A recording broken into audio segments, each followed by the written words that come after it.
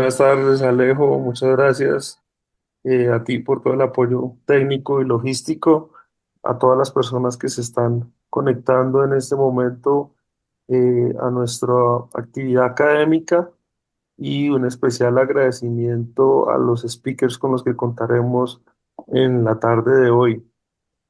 El Comité de Tecnología Biomédica e Innovación en Cuidado Crítico ha marcado la diferencia en estos últimos 3 años dentro de la asociación y hemos sido fieles a nuestra misión, ¿no? Que es liderar la gestión de tecnologías biomédicas innovadoras en el entorno en el cual trabajamos, que es el entorno de cuidado intensivo.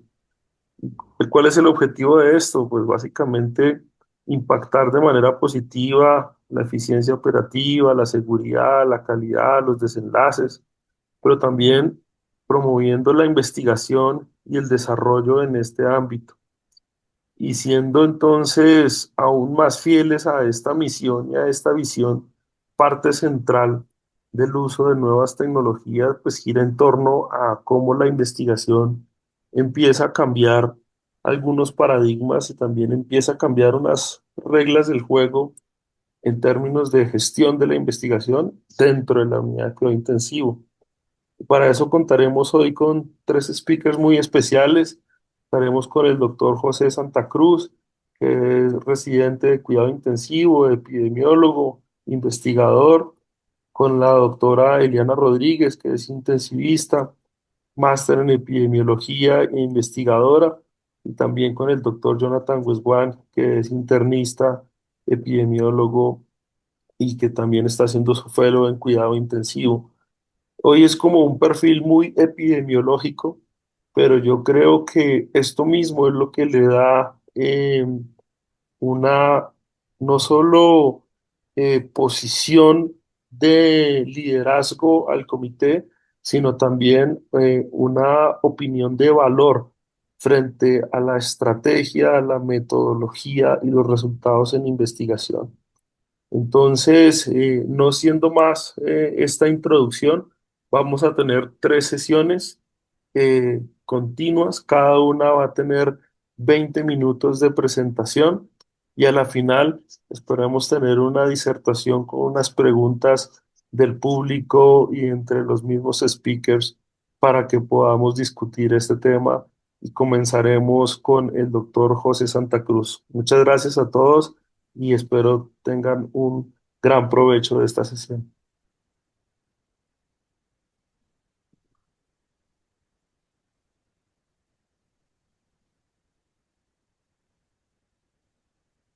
¿Me confirman si se ve la pantalla? Acá ya lo vemos, doctor.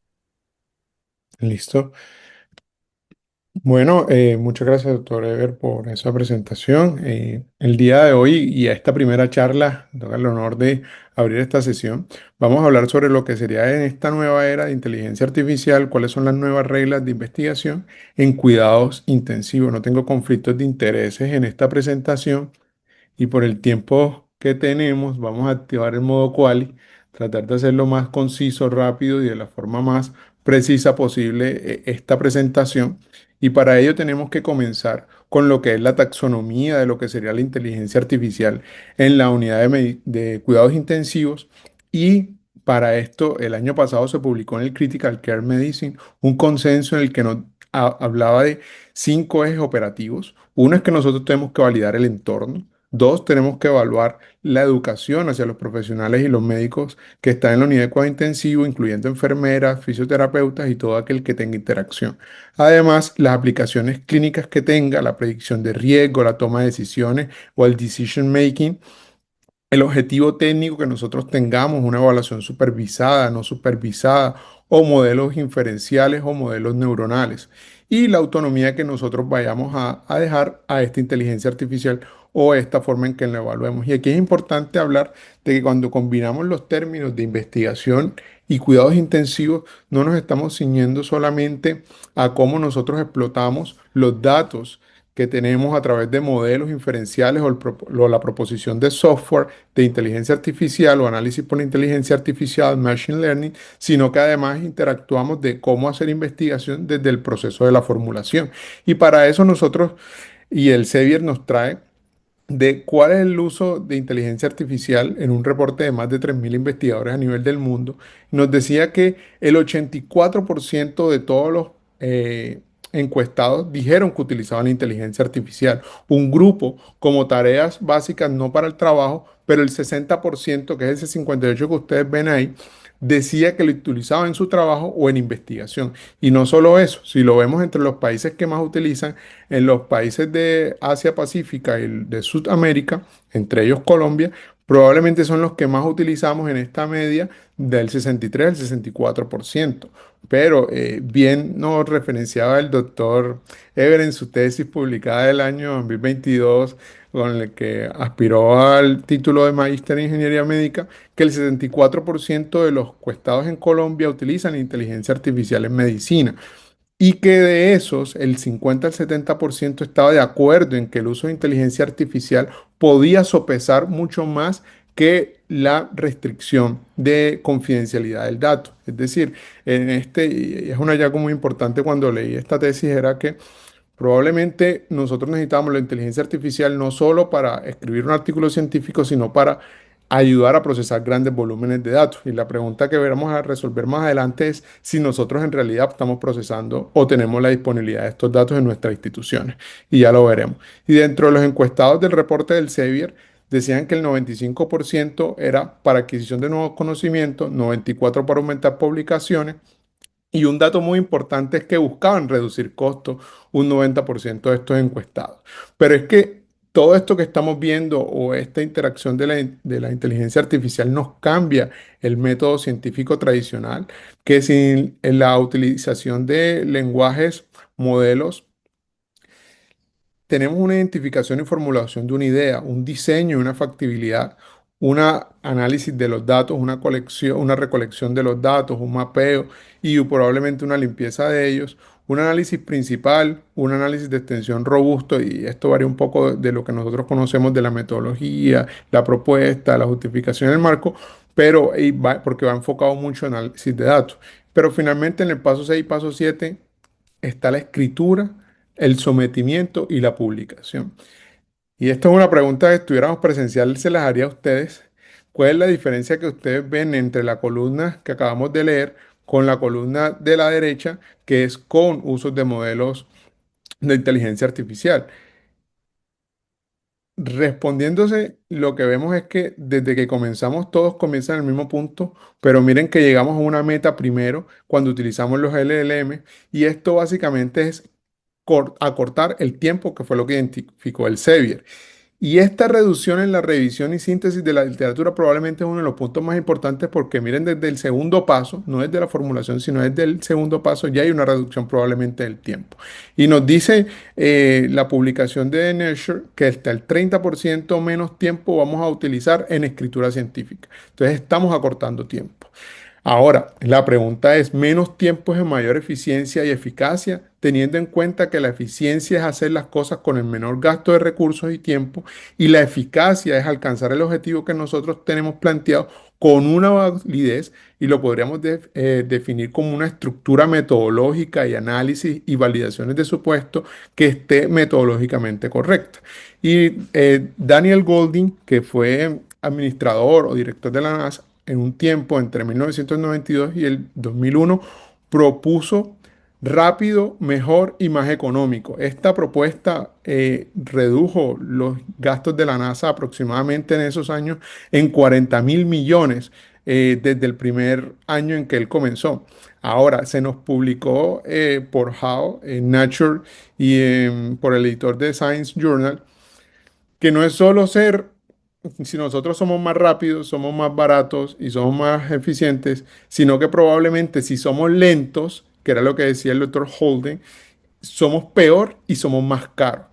Ahora, cuando vemos esa eficiencia, en cuanto a ser eficientes, optimizamos el embudo de procesamiento de datos. Si tenemos grandes volúmenes de datos, la inteligencia artificial o el análisis de datos con modelos de inteligencia artificial nos va a ayudar a gastar menos ámbito cognitivo en ese punto, que nos va a llevar a una menos fatiga analítica y automatización de tareas, que finalmente es el punto clave en la utilización de modelos de inteligencia artificial y la predicción que estos pueden tener.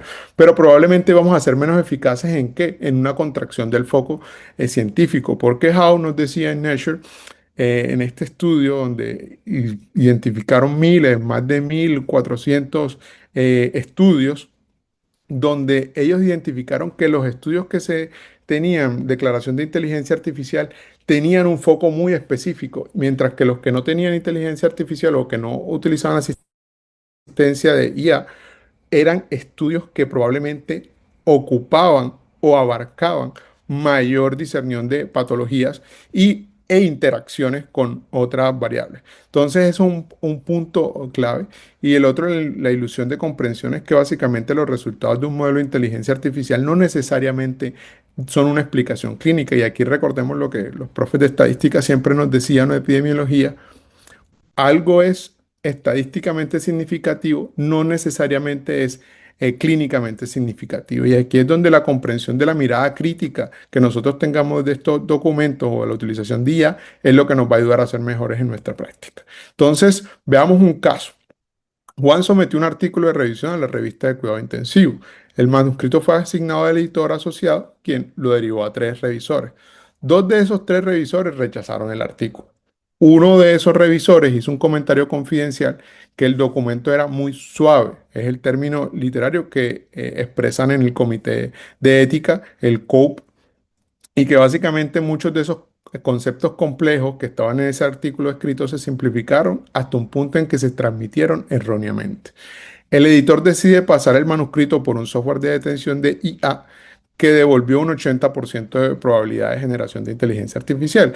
Y aquí es probablemente IA generativa. Esto es un punto clave porque cuando nosotros vemos este caso, nos puede pasar a cualquiera. Todos estamos aquí, probablemente estamos haciendo investigaciones, estamos sometiendo artículos a revistas científicas.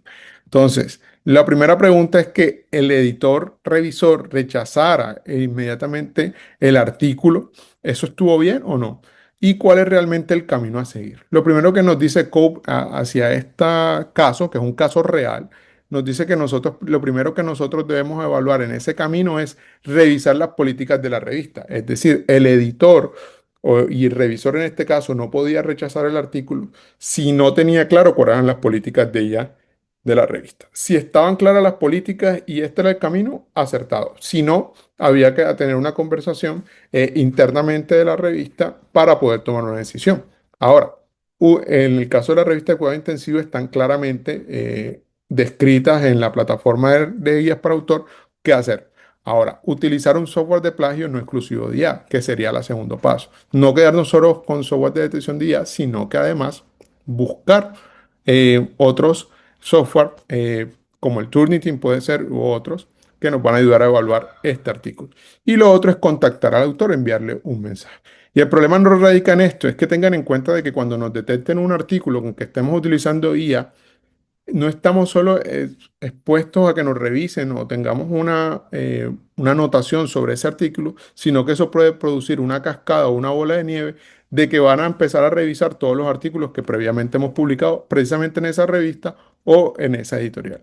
Entonces, todas las revistas tienen, y aquí probablemente las más importantes de cuidado intensivo, incluyendo medicina intensiva y esta colombiana de cuidado intensivo, tienen referencia y declaraciones de IA generativas. Y básicamente el Sevier Springer siempre nos están viendo y nos están vigilando. Pero ellos tienen unas claves claras de cuándo utilizar inteligencia artificial, hablando de IA, los modelos LLM, los chatbots o tecnologías similares. Lo primero es que ya estas empresas tienen convenios con algunas entidades o con otras empresas secundarias o filiales a ellas, donde pueden producir imágenes y videos, pero toca hacerlo con ellos y dentro de nuestros artículos creamos imágenes con inteligencia artificial. Hama precisamente es una de estas.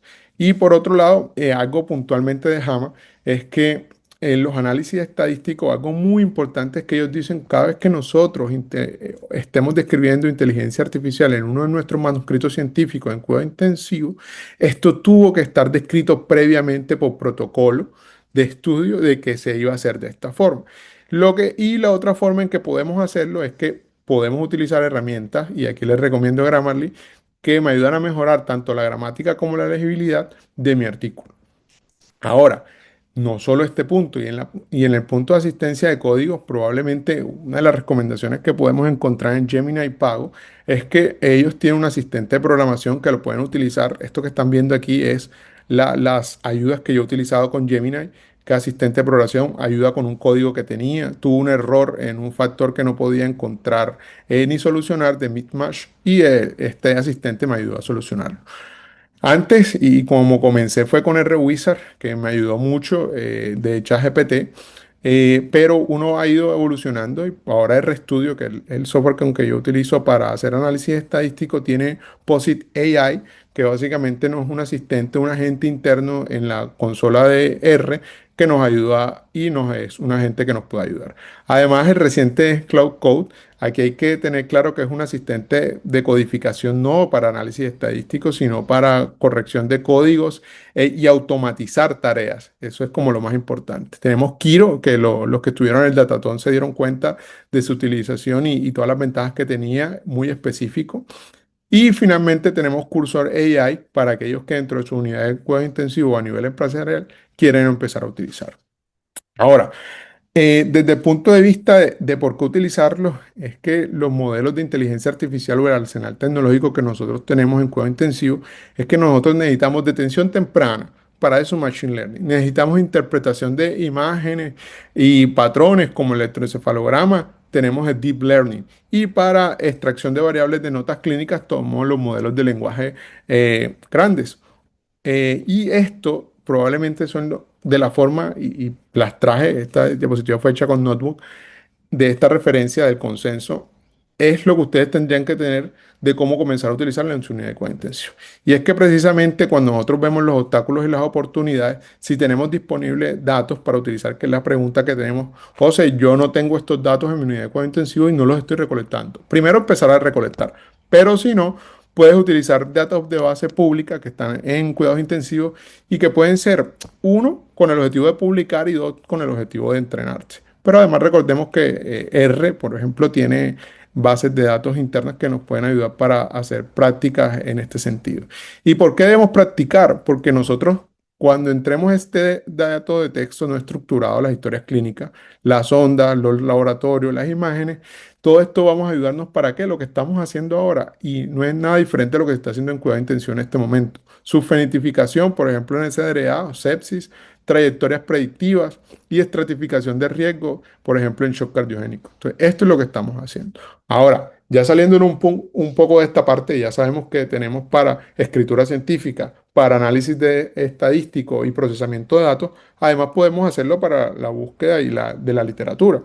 Tenemos herramientas como Esire, Research Rabbit, Elicit, que nos ayudan probablemente con inteligencia artificial como LeadMap y ConnectPaper a identificar preguntas de investigación de una forma, por así decirlo, más automatizada, más gráfica, y probablemente el problema es que vamos a tener que invertir un costo, y entonces lo que estamos viendo en otros puntos al principio de la diapositiva, que era para reducir costos, probablemente ese costo va dado en que tareas más cortas las voy a comenzar a hacer más rápido, y proyectos de valor que me sumen a mi empresa o a mi unidad de cuidado intensivo van a empezar a ser más dependientes. Entonces, cuando nosotros hacemos toda esta búsqueda en estas aplicaciones automatizadas, probablemente ya voy a tener el registro listo, pero si yo la verdad en este momento lo estoy recomendando de forma manual, hacemos la búsqueda con nuestros términos clave.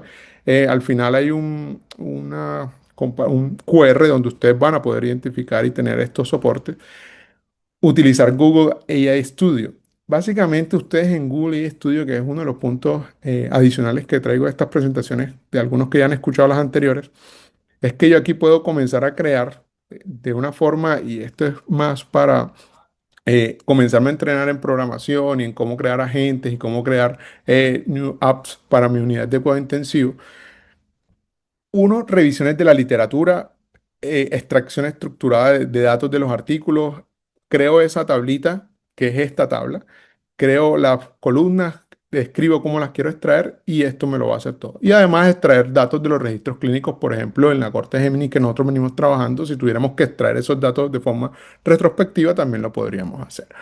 Esto, cuando extraemos los datos, cuando tenemos toda esta revisión de la literatura, ¿cómo escribir? Esta es la forma de cómo escribirlo. Tomen una foto, es lo que hacemos nosotros en la maestría de la Universidad de los Andes de Epidemia. Y esto es lo que me da un punto clave de cómo yo debería escribir cada uno de mis párrafos y si luego quiero utilizar Grammarly, por ejemplo, para mejorar la sintaxis. ¿Cuándo no usar la inteligencia artificial? Para referenciar o citar, para escribir manuscritos de opinión, cartas del editor o comentarios, imágenes ilustrativas clínicas y análisis de base de datos. Y esto me lleva en que si yo decido usar o no, yo debo tenerlo en, no decía en New England Journal el año pasado, en si yo quiero ser un cyborg o un centauro, básicamente yo lo que buscaría es ser un centauro, donde la IA me ayuda a optimizar mis estrategias. ¿Y cómo me ayuda a optimizar mis estrategias? Esto. Probablemente los grupos de oncología del doctor Stenson nos propuso una mirada a cómo estructurar un programa de inteligencia artificial. Hay estudios de cuidado intensivo, si los hay, los verán más adelante con el grupo, pero este es preciso porque yo no debo ver la unidad de cuidado intensivo y aquí es, o el análisis de inteligencia artificial con cuidado intensivo y de investigación, como una herramienta que me va a ayudar a mejorar solamente el paciente, sino como una herramienta clínica que yo debo adoptarla, entrenarla, identificarla y luego venderla y debo buscar patrocinadores o partnerships o venderlo a terceros. ¿Para qué? Para tener una producción y un sostenimiento de la unidad de cuidado intensivo a futuro. Entonces, si de pronto en esta diapositiva que es la ruta de investigación, miren que está el modelo de investigación, el modelo comercial y el modelo de desarrollo del software y la combinación de estos tres es lo que nos va a llevar a ser más sostenible. Y si lo vemos desde una mirada un poco más de cuidado intensivo y equidad, el Future AI, que básicamente es equidad, universalidad, trazabilidad, usabilidad, robustez y explicabilidad de los modelos, y esto fue publicado en el Journal de Cuidado Intensivo, tiene que tener un componente ético. Y este componente ético es el que nos va a ayudar a sostener y llevar y hacer un modelo de inteligencia artificial que recuerden, es investigación, cómo yo hago la formulación de lo que quiero identificar, tengo que tener un entrenamiento en procesamiento de datos, es lo que yo me debo comenzar a entrenar en este momento, y luego yo debo tener un equipo totalmente estructurado, una gobernanza de datos y unos sistemas que me apoyen para que finalmente la inteligencia artificial mejora, pero no reemplaza al investigador. Y en cuidados intensivos y en salud pública acelera y mejora la investigación científica en cada etapa. Sí, solo sí se utiliza con ética y buen juicio. Entonces, probablemente aquí van a encontrar todas las referencias que soportan esta presentación y algunas de las que siguen adelante. Pero nosotros tenemos que tener una autoría intelectual sobre nuestros datos, somos dueños de nuestros datos. Tenemos que comenzar a entrenarnos con los datos públicos probablemente y comenzar a comparar nuestros datos con los datos públicos. Y lo estamos haciendo en este momento, como se han dado cuenta, a la cabeza del doctor Ever Rojas ha venido liberando y escribiendo algunos papers editoriales y llevando la batuta, como vemos en el Congreso de Cuidado Intensivo de este año, todo el tema de tecnología e inteligencia artificial en la AMSI. Gracias. Bueno, muchas gracias, doctor Santa Cruz. Excelente presentación. Yo creo que eh, describir las nuevas reglas empieza a llevarnos a reflexiones muy profundas en torno a qué es lo que estamos haciendo, cómo estamos utilizando estas herramientas, pero cuando uno discute esas nuevas reglas, también hay otras que no cambian, hay otras que deben permanecer. Y para eso invitamos a la doctora Eliana Rodríguez a que nos hable de cuáles son esas reglas que no van a cambiar y que realmente van a prevalecer. Bienvenida, doctora. Gracias, doctor Ever. Buenas tardes a todos los que nos acompañan. Pues sí, efectivamente yo voy a hablar de esas reglas que no cambian y para esto pues tenemos que hablar de pues un poquito del rigor metodológico, algunas bases de epidemiología y la calidad de los datos. Para eso vamos a hacer un pequeño recorderis de cuál es el tipo de IA que utilizamos en la investigación clínica. ¿Cuál es ese método científico que tenemos que seguir respetando y tenemos que basarnos en la calidad de diseños generados por inteligencia artificial? y un poquito entender por qué todavía hay una brecha entre los resultados de estudios apoyados con inteligencia artificial con respecto a los modelos que se desarrollan desde el método científico convencional. Finalmente, vamos a hablar un poco de cuáles son las herramientas para hacer ese control de calidad, cuáles son los problemas específicos en UCI para poder hablar de este decálogo de las reglas que no cambian. Estos tipos de inteligencia artificial que nosotros utilizamos son de inteligencia artificial estrecha, que si nosotros nos damos cuenta, son la inteligencia artificial que se basa en modelos de autoaprendizaje, donde encontramos la IA generativa, la predictiva, la prescriptiva y la reactiva, donde tenemos algunas, inclusive ejemplos como los que tenemos en nuestra vida diaria, como Siri, el mismo Waze o Alexa, y tenemos que tratar de ver estas ayudas de inteligencia artificial como eso, herramientas que se alimentan de la información que nosotros mismos colocamos a disposición, pero que autoaprenden también con la posibilidad de tener errores y que pues carecen de la robustez de la inteligencia artificial general y la superinteligencia artificial donde ya hallaríamos redes donde estas inteligencias tengan su propia inteligencia e inclusive conciencia. Por eso tenemos que ser muy centrados y tenemos que estar muy claros en que la inteligencia artificial que nosotros utilizamos todavía necesita de la supervisión humana. Y es por esto que este método científico, pues no lo podemos dejar a un lado cuando hacemos nuestras investigaciones. Y nosotros recordamos que siempre la mayoría de personas que no son afines con la investigación no lo son, porque este proceso es muy largo, como nos lo mostraba José, es un proceso que usualmente toma muchísimo tiempo, pero pues que siempre parte de la observación y el planteamiento de un problema, la generación de una hipótesis que yo pueda comprobar por medio de la experimentación eh, a partir de la toma de datos y de una minería de datos correcta, donde los analizo para generar una conclusión y finalmente publico una comunicación que sirve a toda la comunidad médica para la toma de decisiones. Y si eso nosotros lo extrapolamos a un escenario clínico personal, muchos saben que pues mi campo de investigación y mi fellow de investigación es principalmente en cuidado intensivo, lo podemos aterrizar en un problema real que tenemos todos los días. La observación podría ser que no contamos con mediciones de la presión intracraneal invasiva en la mayoría de hospitales de Colombia. El planteamiento del problema es si podemos medir esta presión intracraneal de manera no invasiva, utilizando algún método que sea fácil, reproducible y que todos podamos valorar. Uno de estos es, por ejemplo, el Brain for Care, que estamos tratando de traerlo a Colombia. Y la hipótesis sería si esta presión intracraneal medida por el Brain for Care es una medida equivalente a la presión intracraneal invasiva o no lo es. Yo puedo hacer un estudio experimental aumentando o disminuyendo la presión intracraneal. Probablemente un comité de ética no favorezca esto, pero puedo hacer un estudio observacional donde vea lo que sucede en pacientes con los dos tipos de monitorías. Escojo un análisis de datos que podría ser un R cuadrado o un coeficiente de correlación intraclase para ver cómo van de la mano estos hallazgos numéricos y puedo concluir que sí existe correlación, que es finalmente lo que nosotros estamos publicando. Pero la pregunta finalmente es cómo lo voy a resolver. Si lo voy a hacer a la antigua, probablemente diciendo muy o como con una intención avariciosa, nosotros podemos pensar que voy a recoger 100 pacientes en un centro que tiene muchos pacientes em, de cuidado neurocrítico y podemos pensar que como vamos a hacer un diseño que es observacional y no voy a poder aumentar ni disminuir la presión intracraneal de mis pacientes, escogeré un modelo analítico observacional de estudio de cohortes donde probablemente tardaré muchísimo tiempo en tomar estos 100 pacientes.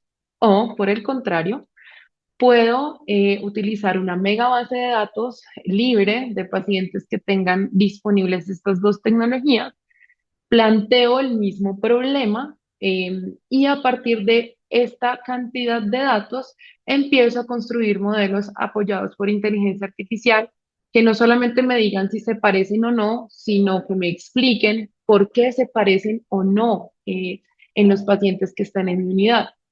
Al final, generar algoritmos de toma de decisiones clínicas a la cabecera del paciente y, ¿por qué no?, tratar de contarle a mis colegas que sí hay que usar estas tecnologías. Entonces, ¿por qué voy a resolverlo con 100 pacientes cuando lo puedo resolver con 100.000 pacientes?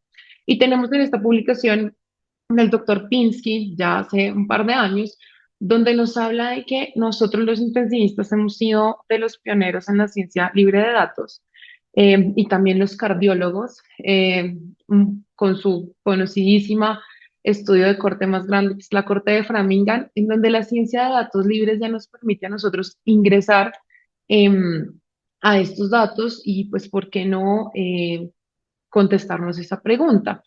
Pero al yo escoger los 100 millones de datos versus los 100.000 datos, tengo que entender que probablemente los modelos van a ser diferentes porque hay una brecha en los resultados y es que no todo lo que brilla es oro. Llevar o tomar decisiones clínicas con modelos producidos por inteligencia artificial tiene que ser necesariamente representado en la toma de decisiones clínicas en la cabecera del paciente. Y en este estudio que fue publicado en Intensive Care, nosotros vemos que cuando nosotros utilizamos esas megabases de datos, probablemente no nos centramos en contestar preguntas que nos pasan a todos los profesionales de cuidado intensivo en el día a día, sino que nos centramos en contestar la pregunta que siempre contestan todos los estudios clínicos. Disminuyó la mortalidad, va a tener más terapia de reemplazo renal, va a estar más días hospitados en la UCI, o lo puedo dividir en clusters para tratar de generar pequeños grupos de pacientes para brindar atenciones personalizadas, que finalmente no son personalizadas porque estás tratando de sacar al paciente de un gran grupo para meterlo en una pequeña bolsa, pero que sigue siendo una bolsa. Y vemos nosotros que los otros estudios que tenemos para contestar preguntas a la cabecera del paciente, como el uso de otras ayudas diagnósticas, el uso de información clínica que puede ser relevante es mucho menor, con estudios para este momento que inclusive son de 8 contra 110. Y como nos estamos centrando en este tipo de información, que es la predicción de un desenlace tan importante como es la mortalidad, pues tenemos que entender que si utilizamos 100 millones de datos, tenemos que hacer procesos de validación interna y externa. Y nosotros nos damos cuenta que inclusive hay estudios que no tuvieron ninguna validación y que solamente el 10% de los estudios que se realizaron en este periodo de tiempo, que fue hasta el año 2020, más o menos contaron con una validación externa. Esto quiere decir que es probable que así ese modelo de inteligencia artificial lo haya predicho. Yo no voy a poder aplicar eso en una población, específicamente en la mía. Y mucho menos lo voy a poder hacer si quiero contestar una pregunta que tiene mayor variabilidad, como lo es el uso de una tecnología para el diagnóstico de la hipertensión intracraneal, como el ejemplo que estamos planteando. Y para eso se generan las mismas estrategias del control de sesgos que tenemos en la epidemiología clásica o la epidemiología no apoyada por la inteligencia artificial, donde pues los invito a aplicar la estrategia del PROVAS, que nos invita a valorar los sesgos de participantes, predictores, desenlaces y el tipo de análisis, que como nos mostró José, es en el proceso de investigación, fuera de la parte de redacción y corrección gramática, el punto en el que la inteligencia artificial más está impactando el desarrollo de esta investigación clínica. Y encontramos que en todos los estudios publicados por inteligencia artificial tenemos una altísima cantidad de estudios retrospectivos donde no se manejó aleatorización, donde hay una gran cantidad de datos imputados y que si bien tenemos muchos pacientes, pues tenemos un importantísimo sesgo de participantes, es decir, la calidad del dato que se ingresó al modelo de inteligencia artificial es inadecuada.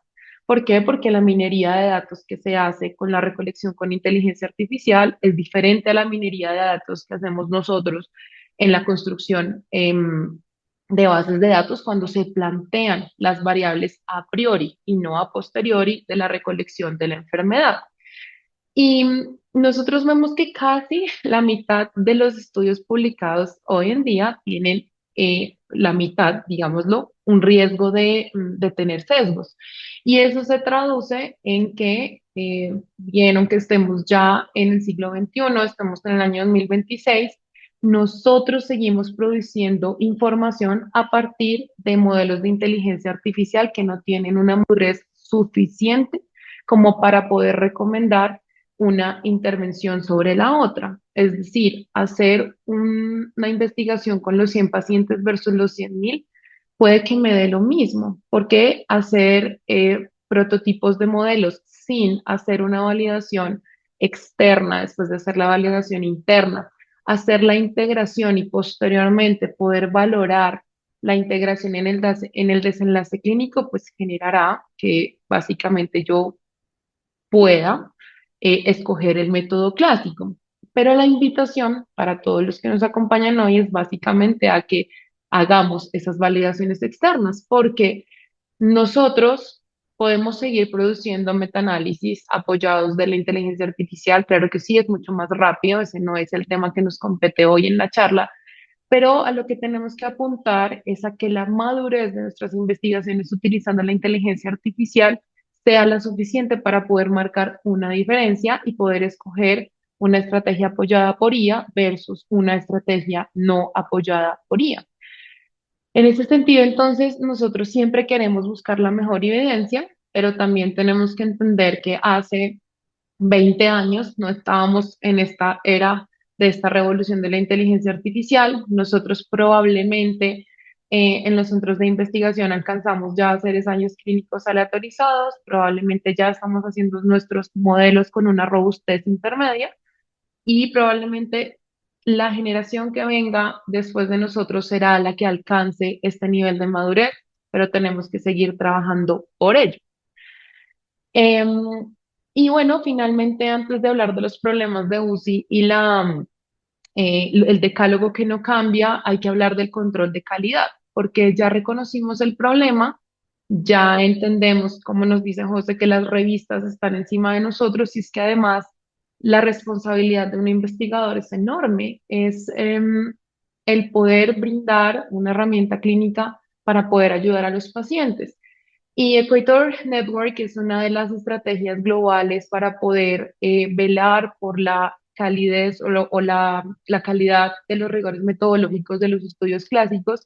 Ha generado sus propias extensiones, donde en las extensiones para estudios aleatorizados, que tenemos la lista Consort y para los protocolos la lista Spirit, para los estudios de pruebas diagnósticas la lista START y para los modelos de predicción, la lista Tripod, tenemos estas extensiones que ya nos dicen qué tenemos que hacer adicional con estas investigaciones. Y básicamente es el reconocer cuáles son las ayudas de la inteligencia artificial que nos mostró José y si se hizo un correcto control de sesgos y el método de análisis es el correcto. Tenemos entonces la extensión de Consort, la extensión de Spirit, la extensión de Start y Tripod para cada tipo de modelo de lenguaje que nosotros utilizamos. Se las dejo aquí que están libres de acceso en la página de Equator. Y existe otra que es el Minimar, que es lo básico que ustedes investigadores deberían tener en cuenta para publicarlo si es que no es solicitado o por alguna razón no se va a familiarizar su grupo de investigación con las extensiones de Equator Network, que es el entender cómo logramos al menos clasificar los pacientes con características básicas.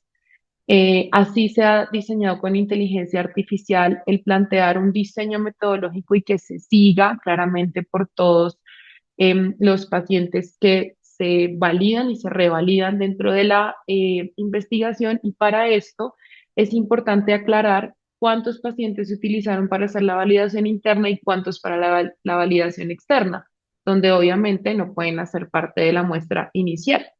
Y finalmente, siempre presentar la arquitectura de los modelos de una manera clara, de una manera concisa y el entender más allá del método estadístico que se utilizó, que va muchísimo más allá de lo que muchos de nosotros aprendimos en nuestras maestrías y doctorados, es el poder transmitir esa tecnología y que se pueda reproducir y el resultado siempre sea el mismo.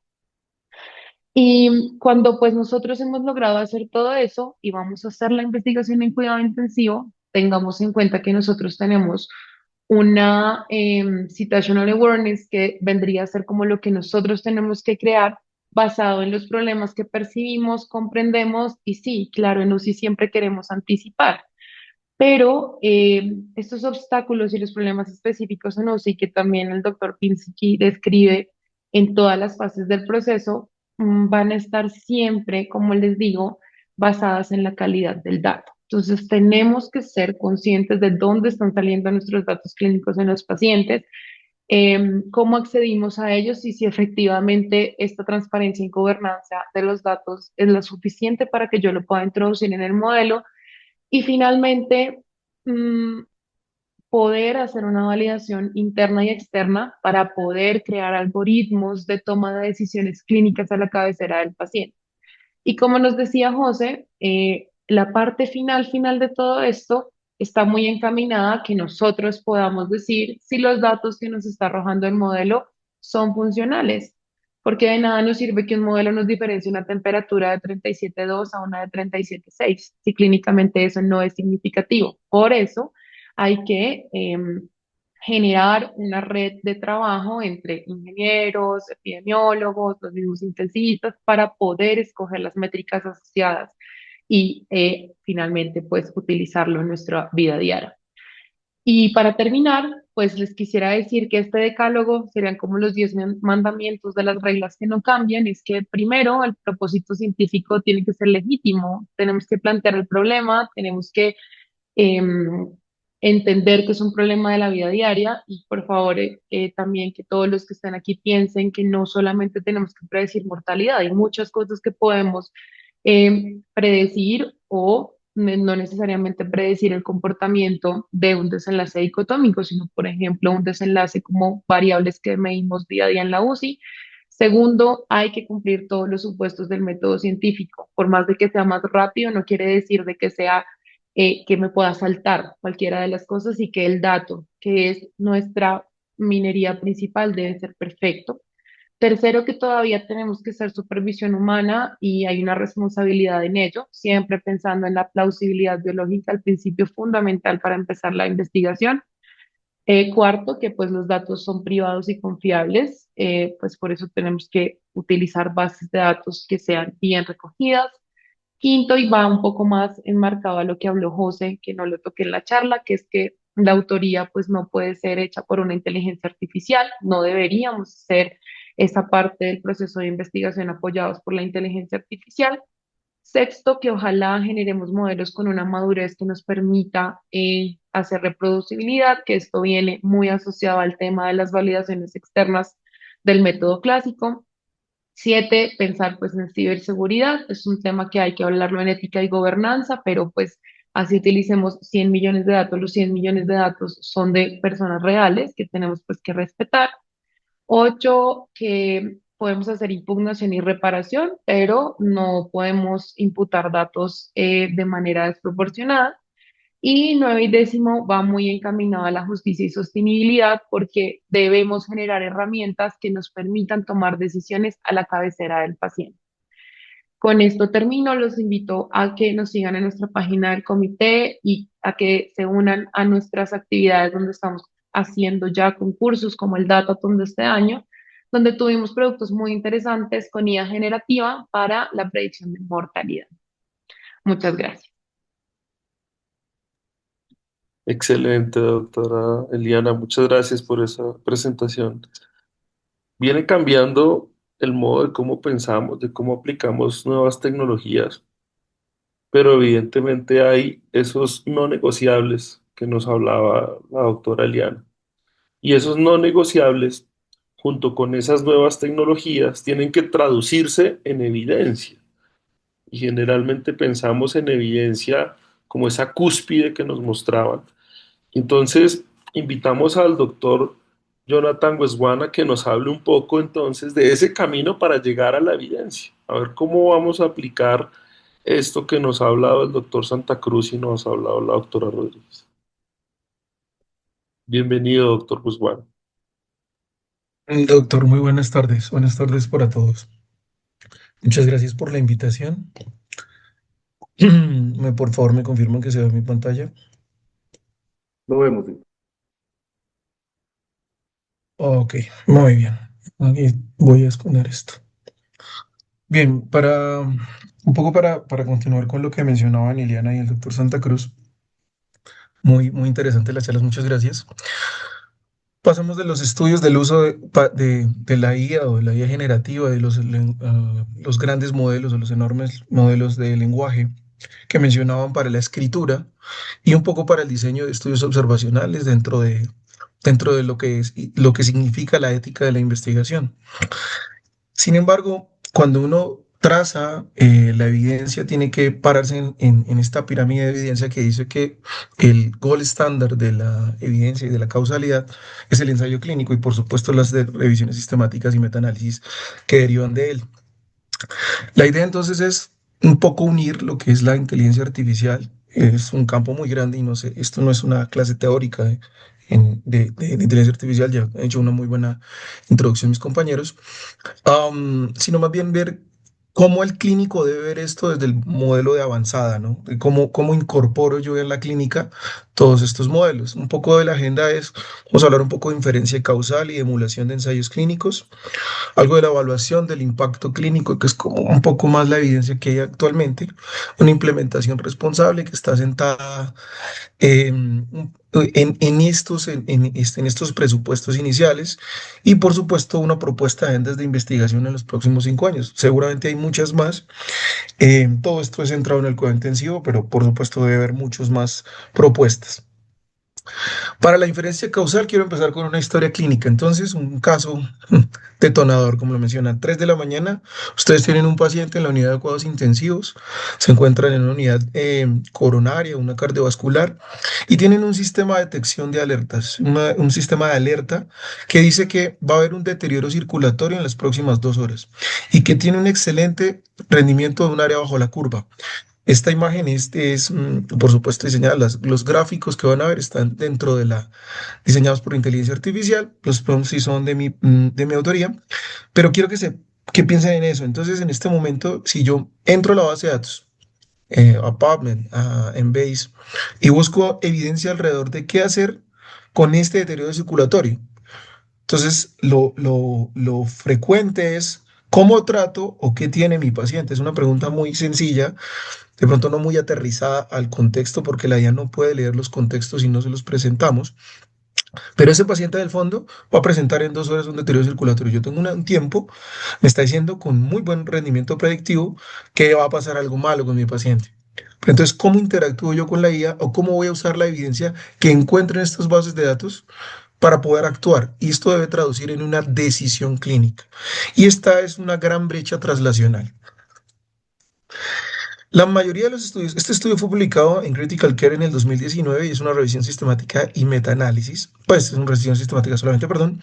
Como pueden ver a la izquierda, incluyó 258 estudios. Ese flowchart muestra el proceso de recolección y en su tabla de la derecha del centro del panel pueden ver que se habla del propósito del estudio. Como mencionaban José y como mencionaba Neriana, las herramientas de inteligencia artificial no son discutibles, están acá. Sin embargo, si ustedes se dan cuenta, todos son de elementos de predicción y de elementos de alarma. Pero como les mencionaba, a la derecha también pueden ver que hay un número diferencial de pacientes para cada tipo de estudio.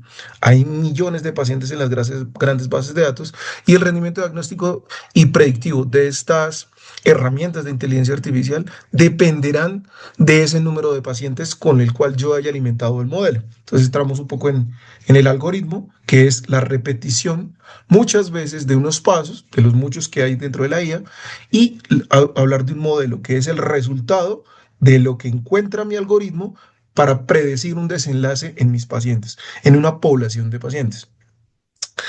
Sin embargo, como les mencionaba, existe una brecha translacional. ¿Qué hago yo con estos datos que se ven, como pueden ver en esta gráfica tan bonita, que se ven en la inteligencia artificial, en este holograma? Que pasa por un desarrollo de modelos a partir de unos algoritmos que requiere una validación interna, una validación externa. Ahora sumémosle más. Sumémosle una evaluación prospectiva que dé un impacto clínico y sobre todo de implementación sostenida. Yo hice una revisión de alcance para esta discusión y encontré que aproximadamente entre 340 artículos relevantes, solamente 95 se centraban en estudios de mortalidad y desenlaces, 86 en dispositivos de salida, es decir, en lo que incrementa el hardware del software para predecir desenlaces.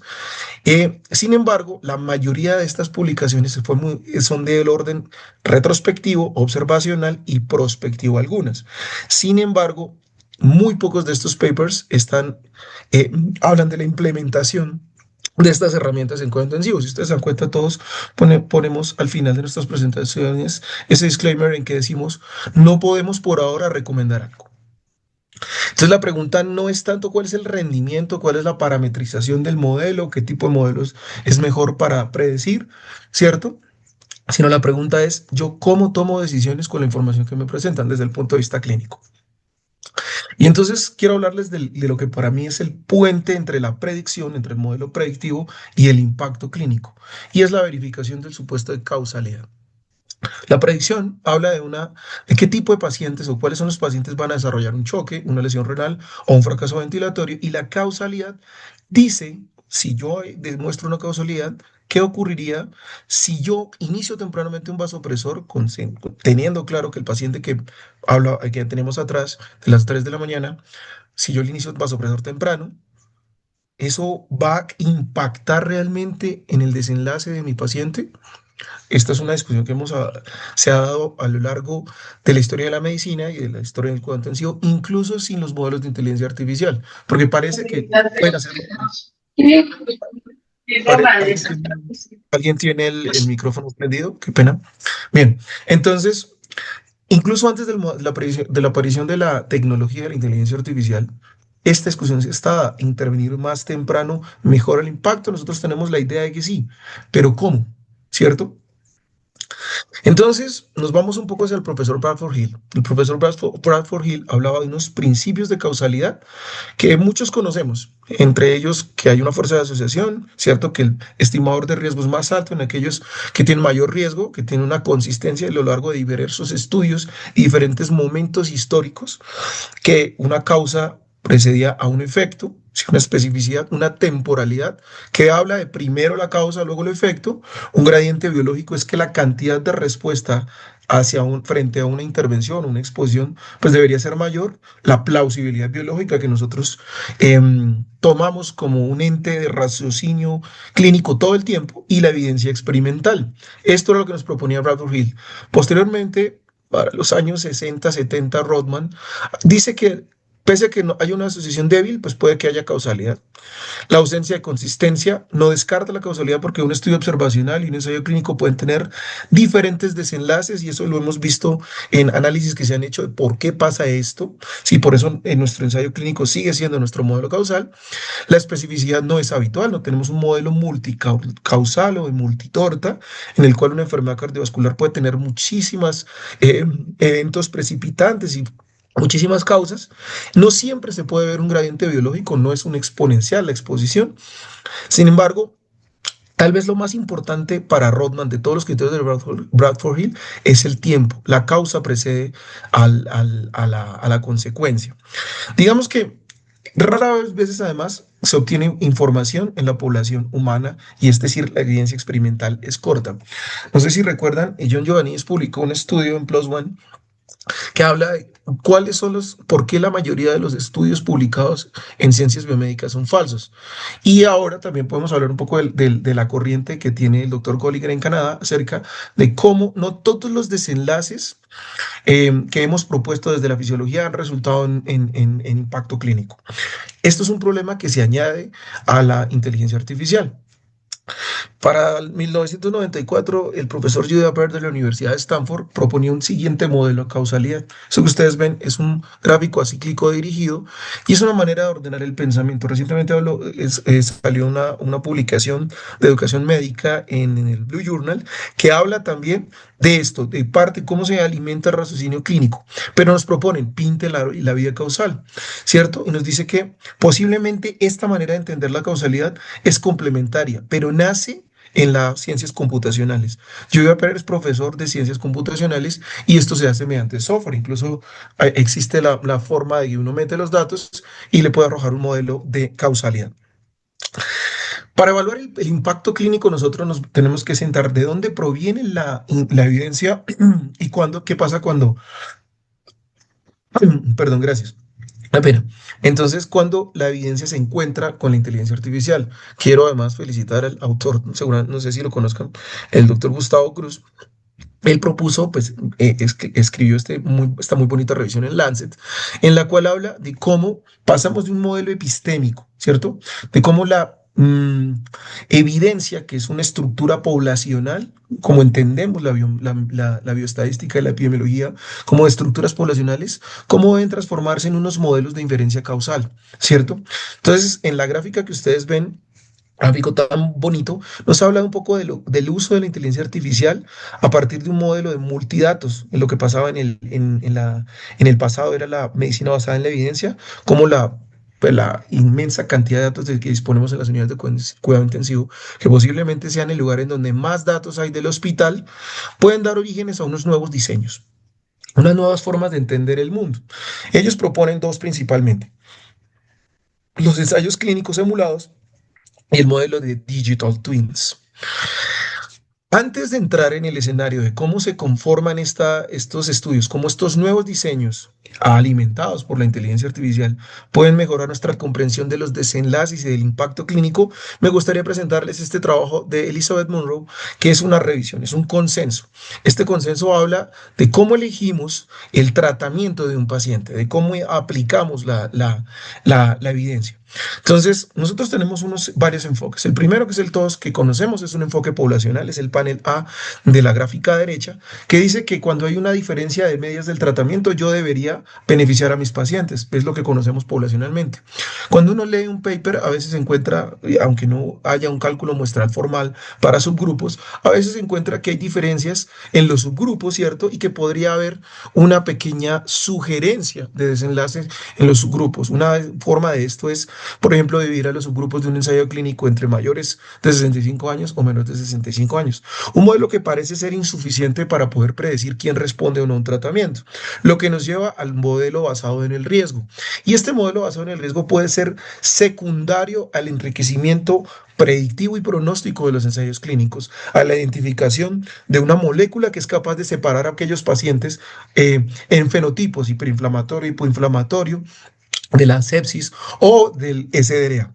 Y finalmente, un nuevo modo de entender el mundo podría ser un modelo basado en el efecto del tratamiento, que se trata de seleccionar adecuadamente, yo sé que eso introduce un sesgo, por supuesto, de seleccionar adecuadamente para los ensayos clínicos a los pacientes que previamente se han demostrado que parecen tener un mejor rendimiento frente a la instauración de un tratamiento. Entonces, si ustedes se dan cuenta, tenemos unas situaciones poblacionales, tenemos unos modelados, ahora con las posibilidades computacionales de nuestro tiempo en la inteligencia artificial, esto nos podría dar el origen a unos dispositivos de salida, igual que a los del caso que habíamos mencionado previamente. Los ensayos clínicos emulados tienen son de una manera alternativa. Es una plataforma virtual de realizar estudios. De esta manera, yo lo que hago es generar un contrafactual, que es el gran problema de la causalidad en Julia Perl. ¿Qué es el contrafactual? Es la posibilidad de que algo no suceda. Entonces, si yo recibo un tratamiento, ¿qué pasa contra que no reciba el otro tratamiento? ¿Cierto? Ese contrafactual, esa emulación de un ensayo clínico transforma un estudio observacional eh, de una manera adecuada, lo transforma en un posible estudio que tiene que ver o que tiene en cuenta estas variables confusoras y empareja y da unos tiempos, ¿cierto? Y da unos tiempos de inicio del tratamiento. Entonces, con terapias de salvación que hacemos todos los días en la unidad de cuidados intensivos, la hidrocortisona, la ventilación mecánica, la terapia de reemplazo renal. Siempre me queda la duda, si mi paciente no hubiese recibido la terapia de reemplazo renal, hubiese sobrevivido a la lesión renal aguda, ¿O qué pasaría si yo puse de manera temprana el soporte renal o el soporte ventilatorio? Yo no sé si el paciente hubiese sobrevivido sin este. Y es una gran confusión que existe ahí. Una manera de poder abordar este problema son los ensayos clínicos simulados. Sin embargo, esta publicación en BMJ nos dice, mire, tal vez entre ellos, entre los múltiples, los muchos estudios, que son 50 los que analizaron estos autores, la concordancia que hay entre lo que encontraba el ensayo clínico y lo que encontraba la emulación de poblaciones pareadas de esos ensayos clínicos no era muy alta. Es decir, que esas simulaciones podrían no ser las mejores y esto tal vez está relacionado con la calidad del dato. Un proceso que además ha mencionado muy bien Eliana, y es que de todo modelo, independientemente del tipo de procesamiento que reciba, depende de la calidad del dato.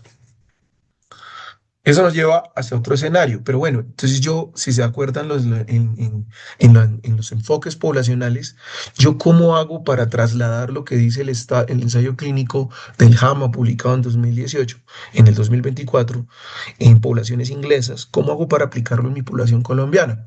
Pues bien, el modelo poblacional son los ensayos clínicos emulados y una forma de hacerlo un tanto más personalizado, es esa medicina personalizada de la que tanto hablamos en las unidades de cuidado intensivo, es utilizar los gemelos digitales.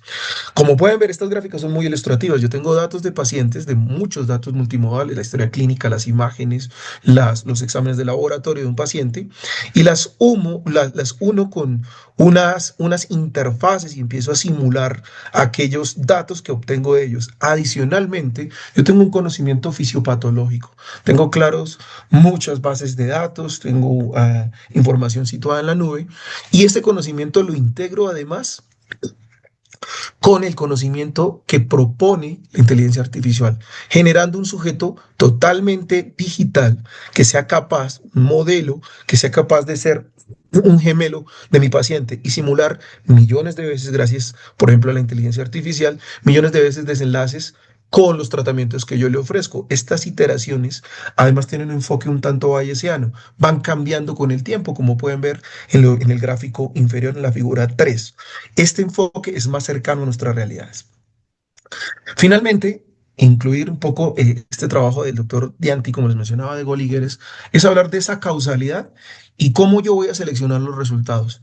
Mi propuesta es que además de la validación clínica que se haga, siempre esto tenga un sentido fisiológico. Es del momento histórico que podemos estar viviendo, entender la fisiología como parte de la respuesta y como parte más bien de una mejor pregunta para hacer validaciones clínicas. Tiene sentido lo que encuentra la inteligencia artificial, que esos aprendizajes automáticos sean supervisados y que tengan elementos clínicos robustos, consistentes, que despejen un poco las deudas que nos deja la caja negra en la inteligencia artificial y nos genere unos modelos que además tengan aplicabilidad, que yo pueda hacer algo con esta información. Para el siguiente escenario es entonces, ¿en dónde lo vamos a utilizar? Como mencionábamos, hablábamos de una IA predictiva que además genera una evidencia sólida y reproducible a partir de estos desenlaces y de estos modelos de interpretar los nuevos diseños.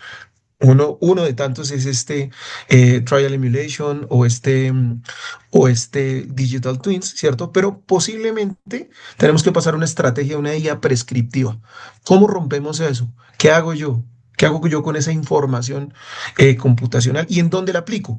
Pues principalmente lo podemos utilizar en modelos que evalúen mortalidad, ¿cierto? Las estancias hospitalarias. Principalmente lo podemos usar en la sepsis, que es donde más se ha usado, y en la ventilación mecánica, en los soportes y en el deterioro de órganos. Porque principalmente parece ser, casi la mayoría de los modelos, parece ser que el deterioro orgánico es predictor. Pero como les mencionaba previamente, ¿será que si yo intervengo el deterioro orgánico disminuyo la mortalidad? Por ahora eso no es tan claro. ¿Cómo se hace una implementación responsable de los modelos de IA? Pues, sintetizando todo lo que hemos hablado, lo primero es que ningún algoritmo debería crearse sin una pregunta clínica aterrizada, que sea relevante y que tenga una posible acción, que yo pueda intervenir esa variable o esos modelos, esas variables incluidas en el modelo, pero no tiene sentido tener variables que yo no puedo cambiar. Si eso me podría identificar, seguramente elegir qué paciente va a ir a soporte o no, si tuviese que elegir, por ejemplo, entre los techos terapéuticos para un paciente. Sin embargo, la siguiente invitación es que, por favor, no nos quedemos en el estudio tan suelto y tratemos de hacer afirmaciones causales. Intentar ir a estos estudios gracias a la gran posibilidad que tenemos de procesar datos actualmente. Lo ideal sería que avancemos y consumamos literatura un tanto más compleja, un tanto más difícil de digerir, pero que alimente más, ¿cierto? Y estas afirmaciones causales deben provenir de diseños más robustos, ¿cierto? Con un razonamiento transparente, con un tiempo cero adecuado en el caso de las simulaciones de ensayos clínicos. Como mencionaba Jos y como mencionaba Liana previamente, pues que las implementaciones deberían tener unas validaciones externas. Recuerden que si tengo una gran cohorte gigante de pacientes en lugares exteriores, yo debería poder ver en mi población si el rendimiento sí es ese, antes de poder interpretarlo. Y finalmente, pues el escalamiento de estas estrategias no deberían escapar a la gobernanza de los datos que ustedes mencionaban, que sean propios, supervisión humana y la vigilancia de la seguridad, porque como mencionaban previamente también, los modelos de lenguaje, que es una forma de hacer estudios o de interpretar la evidencia una vez se ha generado, tienen unas interpretaciones erróneas y pues nosotros no podemos dejar esta responsabilidad ética a las máquinas y delegársela por ahora. Por ahora no es posible. ¿Cuáles son mis propuestas para la agenda de investigación en los próximos 5 años? Ustedes van a tener seguramente muchas más. Pero, ¿qué les propongo? Primero, AMSI ha adelantado una iniciativa, ¿cierto? Que es las UCIs Colombia. Independientemente de cuál sea la manera como la que registramos los datos, la importancia de tener datos propios, de hacer registro, de publicar estudios. Sé que esto va a ser mm, un poco, ¿cómo lo decimos? Un poco polémico, pero es importante publicar de nosotros para nosotros. De esta manera podemos tener una claridad sobre qué pasa, conocer nuestras incidencias, nuestras prevalencias, nuestra letalidad, nuestra idiosincrasia en nuestros pacientes críticos. Entonces, lo primero es generar grandes bases de datos que den cuenta de unas muy buenas bases que den fiabilidad a este dato, confianza para que los modelos sean mejores. Seguro que podemos interconectar a las unidades de cuidado intensivo en Colombia, que tengamos la capacidad de poder comunicarnos con nuestros colegas en regiones apartadas o cuando estemos en regiones apartadas en el centro del país, en donde está el experto para que nos ayude pues con esta interpretación de los datos y con la conducta que debemos dar, ¿cierto? Cuando es necesario. Es muy importante preguntar cuando uno no sabe. Importante generar la trayectoria clínica. La mayoría de los estudios que nosotros tenemos hablan de un momento en específico, ¿cierto? Del ingreso, no tenemos claro qué precede, pero para estimar esa causalidad, la idea sería que estas bases de datos se alimentaran de manera continua todo el tiempo. ¿Quién puede permitir hacer eso? Las IA. Esta automatización, esta interoperabilidad de dispositivos, de los elementos que utilizamos para el registro de historias clínicas, podría permitir que nosotros tengamos datos, una frase un poco polémica, en tiempo real para poder usarlos. Es claro que nuestras grandes prioridades son la sepsis y la resistencia bacteriana para los próximos años. Son los datos que no son menores y son de especial gusto de mi parte y la validación de protocolos y todo el tiempo estar haciendo esto. Si yo quisiera dar una idea, intentaría hacer ensayos N1 en pacientes de bases de datos con el apoyo de la inteligencia artificial. Ese sería el ideal de investigación y de práctica clínica con enfoque de medicina de precisión y bayesiana. Estrategias dinámicas de soporte, es decir, cómo prescribimos basado en la evidencia de afuera o cómo titulamos a través de esos digital twins que les mencionaba, cuánto le vamos a dar de PIB, cómo vamos a titular la PIB, cuánto vamos a garantizar de driving pressure, cómo vamos a optimizar parámetros hemodinámicos, el uso de vasopresores, de terapias como la circulación extracorpórea, aquellos pacientes que no se van a recuperar tan fácil o aquellos que van a ser donantes de órganos en el soporte neurológico, el uso de las estrategias de neuromonitoreo que conocemos y por supuesto el soporte renal que también hace parte de nuestro enfoque sindromático. Entonces, la idea es que construyamos unas plataformas de ensayos adaptativos que den cuenta de la evolución clínica de los pacientes y podamos todo el tiempo estar actualizando estos desenlaces. Posiblemente van a encontrar estudios como el de la Andromeda Shock, pues publicado en JAMA por el grupo de LIB en Latinoamérica, el doctor Ospina Tascón y por supuesto el doctor Glenn Hernández, ellos hablaban un poco de lo que es el win ratio, ¿no? De una jerarquía de desenlaces. Nos estamos despegando un poco de eso. Y hay subanálisis de efecto del tratamiento de ese estudio. La invitación es relegar un poco, tener claro lo poblacional, eso es difícil hacerlo, pero por supuesto pasarse hacia unos tipos de modelos un poco más complejos para tratar de hacer que estos modelos predictivos tengan un sentido para la práctica. Finalmente, nosotros hemos tenido dentro del grupo la oportunidad de presentar algunos de estos modelos. Esta charla con el doctor Darmon, que es un experto francés, esta charla se hizo en Ámsterdam. En ese momento discutíamos con él un poco acerca de qué pensaba de la implementación. Es un experto mundial en el tema. Y él decía, yo creo que todavía no podemos implementar la IA para tomar decisiones clínicas. ¿Cierto? Puede que sean muy elegantes nuestras explicaciones numéricas, estadísticas, fisiopatológicas de la enfermedad, pero es importante, un poco para concatenar con la responsabilidad, implementarlas en el momento justo. Y creo que todavía la tecnología requiere mucha validación y requiere mucha paciencia para ir calibrándola adecuadamente. Entonces, estas son las referencias principales. No sé si tengan alguna pregunta. Muchas gracias. Muchas gracias, doctor Westwal. Excelente presentación. Yo creo que felicitar públicamente a los tres speakers porque han hecho una síntesis muy, muy expedita en términos de calidad y pertinencia de lo que ellos nos acaban de mostrar. Y evidentemente esto es un campo en el que seguiremos aprendiendo, ¿no? Mm, por ahora no veo así una pregunta específica en el chat, pero me gustaría empezar por el doctor Santa Cruz. Tratemos de resolver cosas prácticas.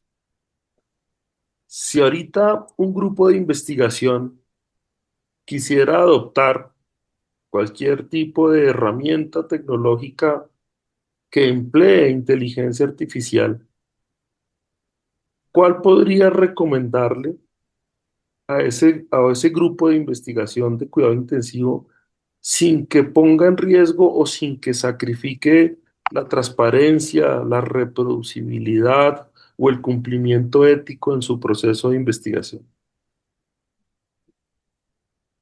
Bueno, doctor Rojas, eso es una pregunta muy, muy pertinente porque creo que uno de los grandes riesgos de lo que hemos hablado en relación a la primera charla y que se vio con Elian y con el doctor Westman es que el componente ético y la seguridad del dato es lo primordial y esa gobernanza. Entonces, cuando nosotros tenemos y evaluamos una gran herramienta de inteligencia artificial, probablemente Gemini, probablemente eh, Cloud Code se quedan muy cortas y herramientas como Cursor y otras herramientas como eh, Engagement probablemente son herramientas de inteligencia artificial que nos van a ayudar a nivel pues, de unidad de cuidado intensivo empresarial, porque prácticamente estas herramientas no son solo para la unidad, sino para una estrategia institucional de la clínica, institución de salud, IPS, para monitorización y gobernanza del dato. Entonces, probablemente la recomendación, y por eso la coloqué, Cursor es la herramienta que nosotros deberíamos tratar de explorar y probablemente Cloud Code sería una segunda herramienta para tener en cuenta. Ya para los análisis de datos, de pronto de forma más particular, individual, herramientas como Kiro pueden ser unas herramientas validadas y que tienen un rigor metodológico y para desarrollar dentro de nuestros escenarios clínicos. Gracias, doctor Santa Cruz. De todas las herramientas que nombró, pues me parecen todas excelentes, pero yo creo que les invitaría a todos los que están conectados en este momento a este encuentro académico que la primera herramienta que debemos emplear es la interoperabilidad humana. Debemos conectar con nuestro servicio de ingeniería biomédica, con nuestro equipo de tecnología de la información, con nuestros epidemiólogos, nuestros comités de ética y Una vez tengamos esa interoperabilidad humana, les aseguro que va a mejorar su proceso dentro de los equipos de investigación. Ahora, para la doctora Eliana, es una cosa muy importante hablar acerca de los procesos dentro de las unidades de cuidado intensivo. Realmente no sirve ningún tipo de implementación si no tenemos claro el problema, si no tenemos clara la pregunta, si no tenemos claro el proceso al cual le estamos impactando. Entonces, si en este momento una unidad de cuidado intensivo, cualquiera que sea, eh, quisiera desarrollar un proyecto de inteligencia artificial, ¿cuáles serían esos tres o cuatro aspectos metodológicos que tendría que fortalecer ese equipo antes de pensar en explorar un algoritmo? Bueno, primero, el proceso tiene que ser legítimo y el problema tiene que ser real. Como yo les decía, muchas de las unidades o muchos de los modelos se centran en la mortalidad, pero muchas veces los problemas propios de una unidad no son ni siquiera la mortalidad propia de una enfermedad que per se, como por ejemplo dice Alexander que tiene conflictos de interés con la sepsis, que es nuestro principal problema ahora. Eso no es cierto. Nosotros ya la sepsis sabemos que tiene una mortalidad del 40% y probablemente no lo podamos cambiar con facilidad. Podemos tener otros problemas puntuales de la unidad, como cosas simples de la vida diaria, como por qué se demora tanto en salir un paciente desde que damos el egreso, por ejemplo, o por qué nuestros pacientes se demoran tanto en la unidad de cuidado intensivo. Y ese sería el primer paso, que sea un problema legítimo.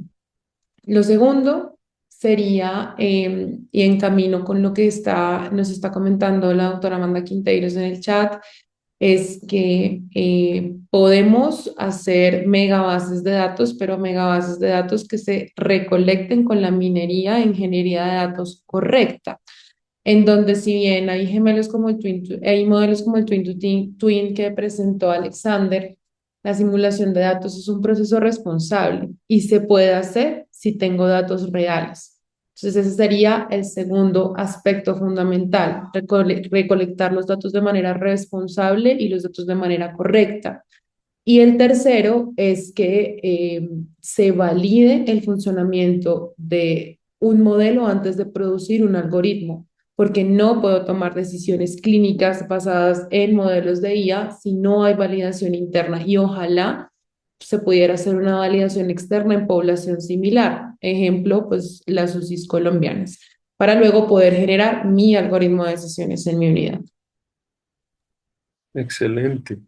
Eso nos lleva entonces a cuestionarnos un tema y es, todos los tres fueron consistentes en mencionar la importancia de la calidad del dato, es decir, evaluar el dato como un nuevo activo, pero que ese activo sea de calidad, sea trazable. Eso nos lleva entonces a decir, si cumplimos el rigor metodológico que ustedes nos expusieron en términos de evaluación, validación interna, validación externa, evaluación de su escalabilidad, de su productización, yo le preguntaría entonces al doctor Westwan, hoy hay cientos de modelos predictivos publicados. Y desde que hemos hecho eh, estos checklists para hacer modelos predictivos, creo que se han vuelto un poquito más que moda en vez de un rigor metodológico expedito. ¿Qué diferencia entonces tendría un modelo interesante como estos que se publican de uno que realmente cambie la práctica clínica? Y si es así, ¿cuál sería realmente la rigurosidad para evaluarlo? ¿Qué deberíamos hacer para evaluarlo? Muchas gracias, es una excelente pregunta, Doc. Para mí el puente entre estos modelos interesantes y el impacto clínico es la inferencia causal. Este puente puede ser la validación mediante estudios como los ensayos clínicos simulados que hemos mencionado, también sobre el uso de digital twins, que son tecnologías, en términos de cinco cosas específicas. Primero, la validez metodológica, que la mejora mucho el uso de este tipo de estudios que nos permita una generalización, es decir, que el modelo tenga un rendimiento aceptable en otros escenarios, que tenga un impacto clínico, que persigamos variables que podamos modificar, que tenga un beneficio además del paciente, ¿cierto? Y finalmente, pues como mencionaba Eliana, creo que tiene toda la razón, la implementación responsable es hacer una implementación a los flujos de trabajo en la unidad de cuidados intensivos y que eso tenga sentido, porque haya variables que no podemos impactar de manera, eso que mencionaba ya, de los retrasos, que es un criterio de calidad en las unidades de cuidado intensivo en el mundo, ¿cierto? Es los retrasos de traslado o el error en la transferencia del personal de enfermería, del personal de cirugía, cuando hay una cirugía o un ingreso a la unidad de cuidados intensivos, puede tener impacto en el paciente, aunque estén en otros modelos jerárquicos o en niveles diferentes, hacen parte del impacto y de la implementación responsable de estos modelos. Creo que eso es completamente válido y, digamos, en aras del tiempo voy a tratar de sintetizar un poco. Estamos en un proceso de alfabetización digital, de disminución de la fricción de la transformación digital en nuestros hospitales, en nuestras unidades de cuidado intensivo, y hay que ser responsables desde la capacitación de nuestro equipo, no solo en herramientas tecnológicas, sino en los procesos asistenciales.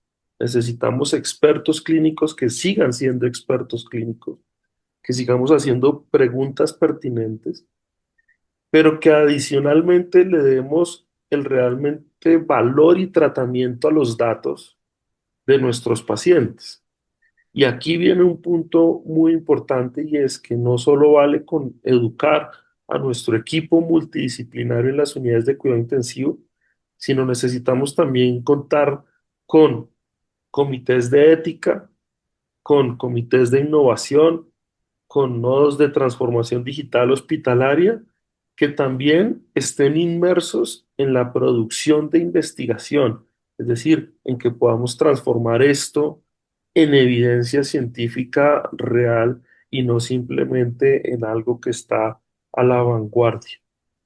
Por eso los invitamos a todos, primero, a seguirnos en nuestras actividades académicas dentro del Comité de Tecnología Biomédica e Innovación en Cuidado Crítico. AMSI somos todos y queremos que la AMSI también haga parte de esta transformación y empezamos por acá, por transformar la forma en cómo pensamos, en los conocimientos que compartimos. Y para cerrar, me gustaría que cada uno de nuestros grandes speakers de hoy nos diera una conclusión muy corta para poder cerrar este evento académico.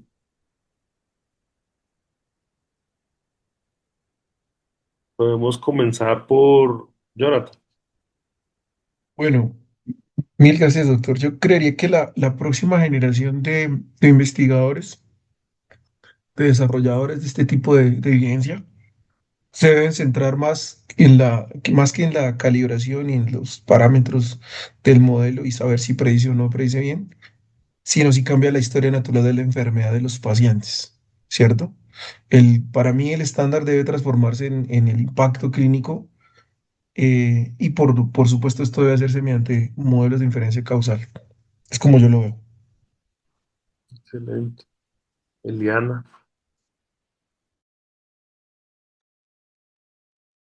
Bueno, yo los invitaría a que piensen en problemas un poco más cercanos a nuestra realidad. Obviamente, no hay que dejar de pensar en la mortalidad y a que utilicen la inteligencia artificial sin miedo, pero con responsabilidad, porque es la realidad que tenemos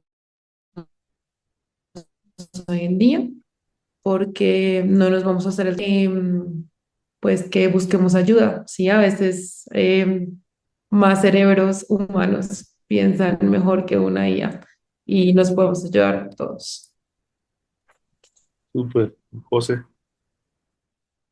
Y yo creo que uno de los puntos clave es crear una política institucional, una política de grupo, de equipo de trabajo en relación al uso de la inteligencia artificial, tanto desde la formulación de un proyecto de investigación, desde la propuesta de una herramienta o un software de inteligencia artificial, luego cómo transformó eso finalmente en una evidencia clínica. Y uno de los puntos claves que estaba el doctor Jonathan y Eliana, y con el que nosotros nos quedamos es que actualmente hay mucha evidencia en relación a inteligencia artificial, pero poca de esa evidencia tiene validación externa. Entonces, comencemos a utilizarla en nuestros escenarios, a crear esta política y a trabajar en equipo y en grupo. Excelente. Bueno, muchas gracias a ustedes. Nuevamente, felicitaciones. Excelente tema, excelente conversación y esperemos que podamos tener más espacios en donde compartir dentro del comité y dentro de la Asociación Colombiana de Medicina Crítica y Cuidado Intensivo. Feliz noche para todos. Gracias a todos. Saludos. Buenas Noche, noches. gracias. Muchas. Muchísimas gracias a todos por su asistencia. Buena noche.